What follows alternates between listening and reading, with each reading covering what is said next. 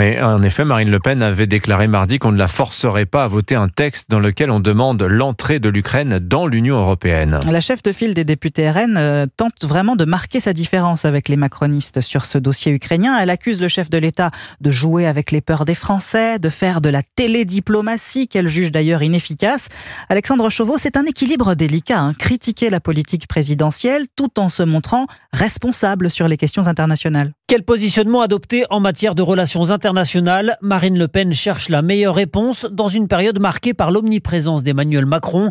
La présidente des députés RN s'oppose ainsi presque par principe au chef de l'État, accusé de s'être illusionné sur le soutien des États-Unis à l'Ukraine, là où elle défend désormais une ligne de totale indépendance avec Washington comme avec Moscou. Les nations n'ont pas d'amis. À partir du moment où vous avez cette vision-là, qui me paraît être une vision sage et raisonnable, vous n'êtes étonné de rien, puisque vous avez cette distance nécessaire pour pouvoir juger des événements. Cette ligne offre à Marine Le Pen une riposte toute trouvée aux accusations portées par ses adversaires et qu'elle conteste. Sa supposée russophilie d'une part, alimentée par le crédit russe souscrit en 2014, et sa proximité d'idées avec Donald Trump d'autre part, connue comme elle pour son patriotisme revendiqué. L'enjeu pour Marine Le Pen, c'est d'apparaître crédible sur un sujet où Emmanuel Macron bénéficie de l'effet drapeau et qui, par ricochet, joue souvent en sa défaveur. Alexandre Chauveau du service politique d'Europe 1.